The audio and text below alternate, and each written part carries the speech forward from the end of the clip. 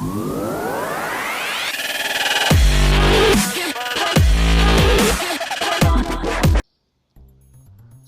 Star Krishna, senior NTR ఇద్దరూ తెలుగు సినిమాపై చెరగని ముద్ర వేసి తమ ప్రత్యేకతను చాటుకున్నారు. వీళ్ళిద్దరి మధ్య తరచూ అప్పట్లో కొన్ని మనస్పర్ధలు వృత్తిపరంగా వచ్చేవట. దానివల్ల ఇద్దరు కొన్నిసార్లు మాట్లాడుకునే వాళ్ళు కూడా కాదట. ఈ ఇద్దరు ఉద్దండులని వృత్తిపరంగా దూరం చేసింది మాత్రం వారు చేసిన సినిమాలే. వృత్తిపరంగా ఎంత పోటీ ఉన్నా వ్యక్తిగతంగా ఒకరినొకరు బాగానే గౌరవించుకునేవారట.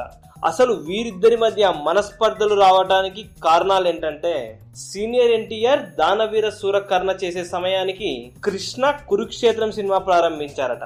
కృష్ణను పిలిచి సీనియర్ ఎన్టీఆర్ ఈ రెండు ఒకే రకమైన కథలు కాబట్టి కురుక్షేత్రం సినిమా చేయొద్దని చెప్పారంట. కానీ కృష్ణ వినకుండా చాలా మంది నటీనటులని రైల్లో తీసుకెళ్లి రాజస్థాన్ వెళ్లిపోయారట. అక్కడ షూటింగ్ జరుపుకొని సినిమాని విడుదల చేశారంట. ఆ సమయంలో దానవీర సూరకర్ణ సినిమా హిట్ అయింది. కురుక్షేత్రం సినిమా అంతగా ఆడలేదు. ఎన్టీఆర్ కు అల్లూరి సీతారామరాజు పాత్ర చేయాలని ఎప్పటి నుండో కోరికగా ఉండేదట.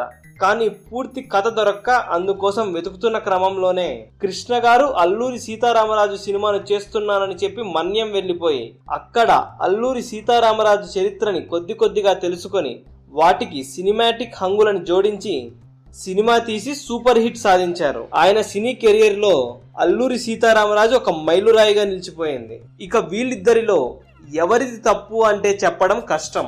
ఎందుకంటే అధికారం ఉన్న వాళ్ళు ఎదుటి వ్యక్తిని అడ్డుకుందామని చూస్తారు. ఆ అధికారం కోసం పోటీ పడే వాళ్ళు ఆ అధికారాన్ని లాక్కోవాలని చూస్తారు. ఇది మానవ సహజం, చరిత్ర చెబుతున్న నిజం.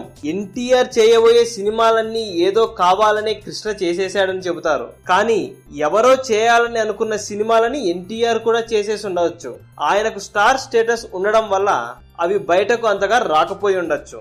కాబట్టి ఈ పోటీ ప్రపంచంలో లాక్కోవటం, ఎదుటి వారిని ఎదగకుండా చేయటం అనే రెండు అంశాలపై నైతికతను నిర్ణయించాల్సి వస్తే అసలు ఏ మనిషి మంచోడే కాదు.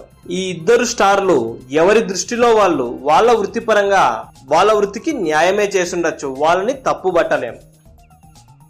ఈ వీడియో కనుక మీకు నచ్చినట్లయితే లైక్ చేయండి, కుదిరితే షేర్ చేయండి. ఛానల్ని సబ్స్క్రైబ్ చేయడం మాత్రం మర్చిపోకండి. మరిన్ని ఇంట్రెస్టింగ్ అప్డేట్స్తో మీ ముందుకు వస్తాను.